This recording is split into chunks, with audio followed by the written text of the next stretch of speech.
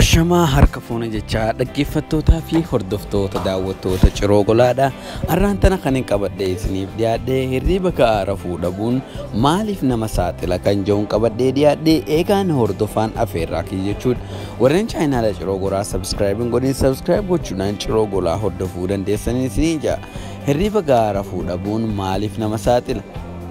Hirriba ka'aa dhabuun sa'a 6 gad rafuun yookaan sa'aatii 6 gad irraa gad rafuun rakkoowwan akkamiif nu saaxiluu danda'a kan jedhuun qabadhee dhiyaadhe eegaan hordofaa. Tokkoffaa irratti sammuu keenya adoocha, dandeettii yaaduu, yaadachuu, xinxaaluu fi madaaluu hir'isa. Lammaffaa balaa tasaa nama saaxila, fakkeenyaaf balaa konkolaataa namarraan ga'uu yookaan namarra ga'uu danda'uuf nama saaxila. Sadaffaa dhukkuboota hedduuf akka salphatti akka saaxilamnu nu taasisa. Kanneen keessaa dhukkuba onnee, dhiibbaa dhiigaa fi sammuu keessatti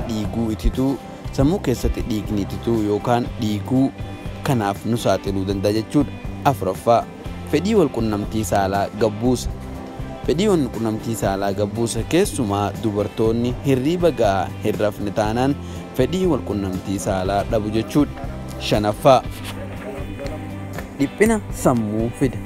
Namni yeroo ga'aa hin rafne turtii keessa sammuun isaa of jibbuu, gadii fi dhiphachuu keessa seena. Akkasumas dhiphachuu keessa seenaa deema jechuudha. Jaaffaa gogaan keenya dafee dulloomaa akka deemu taasisa. Kunis akkuma namni tokko yeroo hirriba dhabuu bulee yookaan qaaxiraa bulee ganama daalacha'uu turtii yeroo keessaa immoo gogaan isaa miidhamaa deema jechuudha. Torbaffaa sammuun keenya waan hojjetaa oole akka dafee irraanfatu godha. Sammuun keenya yoo rafnu waan guyyaa hojjetaa oolle poroosas yookaan xinxaalaa bula. Hirribni dhabamnaan kun hafeeti waan hunda irraanfata jechuudha. Saddeettaffaa ulfaatinni qaamaa akka dabalu godha. Kun immoo miidhaa kan biroo hedduuf nama saaxila jechuudha.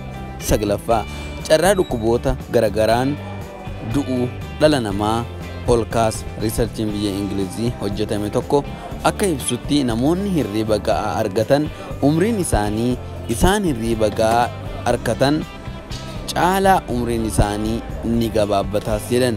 Egaa kan hirriba baay'ee rafuu umriin isaa ni dheerataa, kan hirriba rafne kan qaaxiraa heddummeessu umriin isaatillee gabaabaa jahan. Murtii adda addaa kennuu irratti sammuun keenya akka dogoggoru taasisaa jechuudha. Egaa hirriba nagaa yoo rafne sammuun keenya murtii nagayaa kenna jechuudha.